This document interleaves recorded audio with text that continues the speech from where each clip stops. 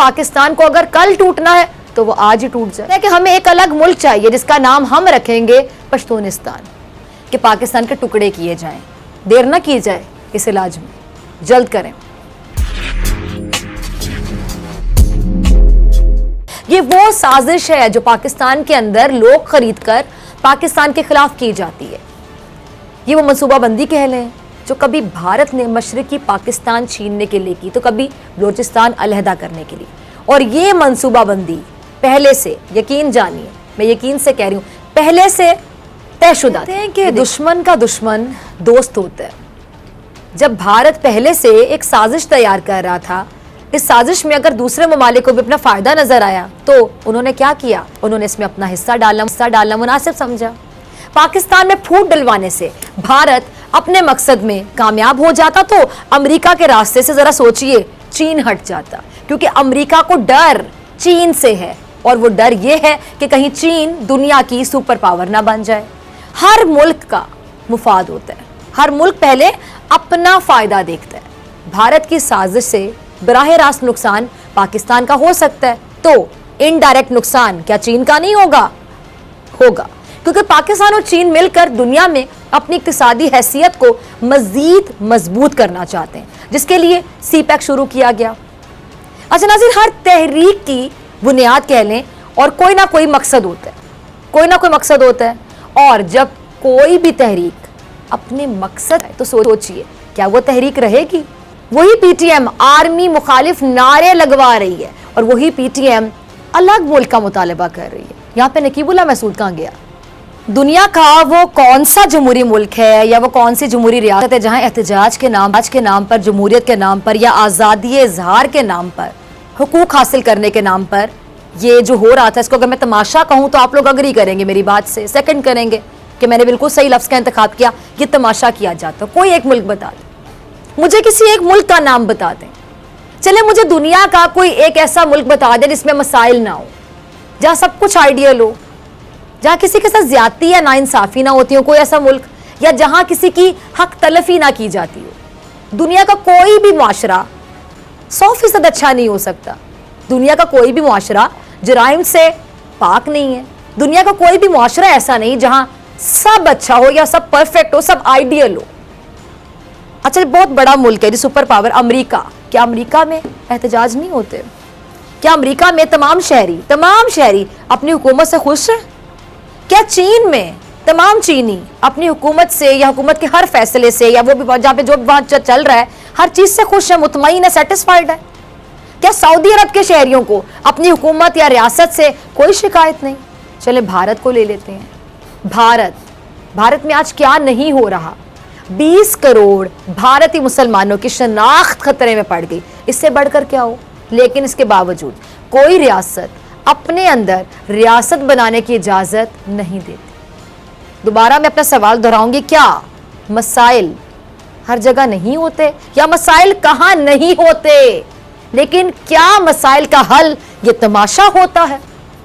ये पीटीएम नामी गिरोह क्या कहता है कि पाकिस्तान में, अब जरा गौर से सुनिएगा नाज़रीन, फैक्ट बेस्ड बात करते हैं हम हमेशा, दलील के साथ, आर्गुमेंट के साथ। ये पीटीएम नामी गिरोह कहता है कि पाकिस्तान में पश्तूनों को हुकूक नहीं दिए जा रहे। इसकी हकीकत भी देख लेते हैं। पाकिस्तान का वजीर आजम कौन है? इमरान खान। शहरियार खान अफरीदी कौन है? एक विफाकी वजीर। मुराद सईद कौन है? विफाकी वजीर। महमूद खान कौन है? केपी का वजीर आला। परवेज खटक कौन है? मुल्क का वजीर दिफा। नूरुल कादरी ये कौन है? वजीर मजहबी अमूर। शौकत यूसुफ जई कौन है? केपी के वजीर इत्तलात। जरताज गुल कौन है? विफाकी वजीर। ये सब के सब मेरे ख्याल से पश्तून हैं, पठान हैं या पख्तून हैं। और क्या चाहिए भाई? ये पश्तून नहीं है, ये पठान नहीं है, क्या ये पख्तून नहीं है? क्लियर है सब? मुल्क का वजीर आजम समेत तकरीबन आधी का भी ना पश्तून है। केपीके में तकरीबन तमाम वजारतें पश्तूनों के पास हैं। इसके बावजूद पीटीएम कह रही है कि मुल्क में पश्तूनों को हुकूक नहीं दिए जा रहे। अब आर्गुमेंट पे बात करें ना, कहाँ हुकूक नहीं दिए जा रहे? काबीना तक तो पहुंच गए सारे। क्यों? हैरानगी की बात नहीं है कि जो तंजीम बनी एक लाश के ऊपर थी वो आज पूरा मुल्क तोड़ने की बात करी। क्या इसमें आपको हैरानी नहीं होगी? बहुत हैरानी की बात होगी ना। वो आज रियासत को धमकियां दे रहे हैं सरेआम। इस तंजीम के लोगों के पास मेरा एक सवाल है, अब इस सवाल का जवाब कोई दे दे।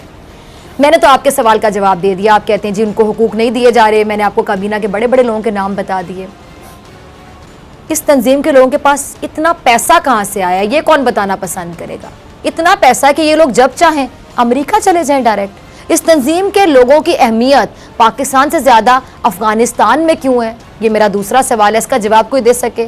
इस तंजीम के मकासद और मुतालिबात की हिमायत वही अफराद क्यों कर रहे हैं जो पाकिस्तान मुखालिफ नजरिया रखते हैं या पाकिस्तान मुखालिफत में सबसे आगे दिखाई देते हैं?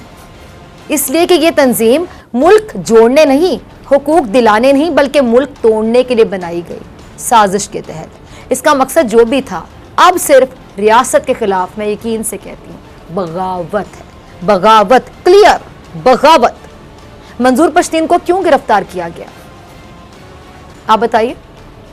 क्योंकि वो कहता है कि मैं 1973 के आइन को ही नहीं मानता।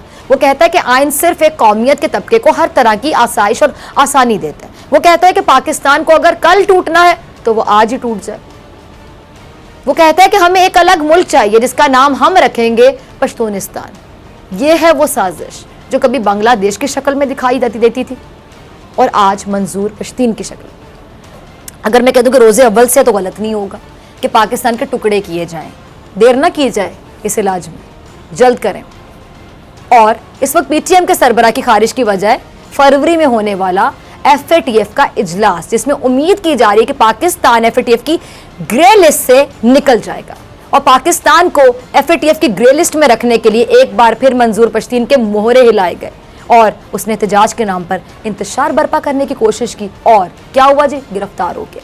जिसका दुख सबसे ज्यादा हुआ तो अफगानिस्तान में मौजूद उस अशरफ गनी को, जिससे अपनी कौम तो संभलती नहीं, जिसने अपनी कौम के लिए आज तक कुछ किया नहीं, जिसने अपने मुल्क को जंग की आग में झोंक दिया, वो अशरफ गनी जो अफगानिस्तान का सदर, वो पाकिस्तान में मंजूर पश्तीन की गिरफ्तारी पर तशवीश का इजहार कर रहा है। अपने मुल्क को तो संभाल भाई, फिर पाकिस्तान के बारे में सोच। या फिर वो नाम नेहाद लुंडे के लिबरल्स, वो रोते हुए दिखाई दे रहे हैं, पीटते हुए दिखाई दे रहे हैं, जिनकी नजर में जमहूरियत की तारीफ फौज को गालियां निकालना। फौज दुश्मनी है। जब बलोचिस्तान दुश्मन के हाथ ना आया तो ये एक नया फितना बर्पा कर दिया गया। लेकिन जब जब इन जैसे बेजमीर और एहसान फरामोश अफराद सर उठाएंगे, झूठ बोलेंगे, मजलूमियत का रोना रोकर नफरत की आग भड़काएंगे, सुन रहे हैं मैं क्या कह रही हूँ? जुआ पीटीएम की शक्ल में खेल रहा है और इसी भारतीय जुए को मजीद बेनकाब करने के लिए आज हम बात कर रहे हैं पूरे प्रोग्राम में। और अब हमारे खुसूसी नुमाइंदे सदीक जान हमारे साथ मौजूद है जो मजीद इसको बेनकाब करेंगे। सदीक, मैं आपकी तरफ आना चाहूंगी। ये पीटीएम नामी जो गिरोह है सदीक, जिसका क़याम नकीबुल्लाह की लाश पर हुआ था कि इंसाफ दिलवाना है, क़याम का मकसद ये भूल गए कि हमने कायम क्यों किया था पीटीएम को। आज ही अलग मुल्क बनाने की बातें कर रहे हैं, पाकिस्तान को तोड़ने की बातें कर रहे हैं और इनके खिलाफ ठोस कार्रवाई की आपको क्या लगता है कि कितनी जरूरत है? और ये वक्त की वाकई अहम जरूरत है। इनको अभी लगाम नहीं दिया जाएगा तो कब फिर?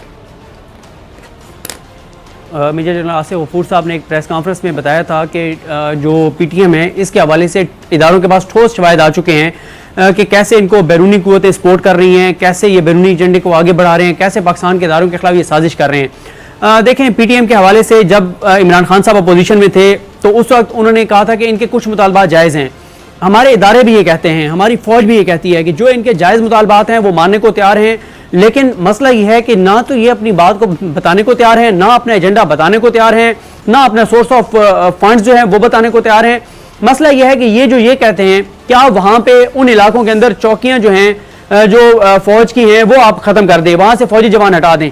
ये लोग कहते हैं जी मंजूर पश्तीन एक आम सा पश्तून है। ये आम सा पश्तून इतना अमीर कैसे हो गया? ये जब चाहे अमेरिका जाकर पाकिस्तान मुखालिफ अफराद से मुलाकातें करें। अब इस आम से आदमी की गिरफ्तारी पर तकलीफ हो तो अशरफ गनी को डायरेक्ट, इस आम से आदमी की जान पहचान डायरेक्ट एनडीएस से भी हो।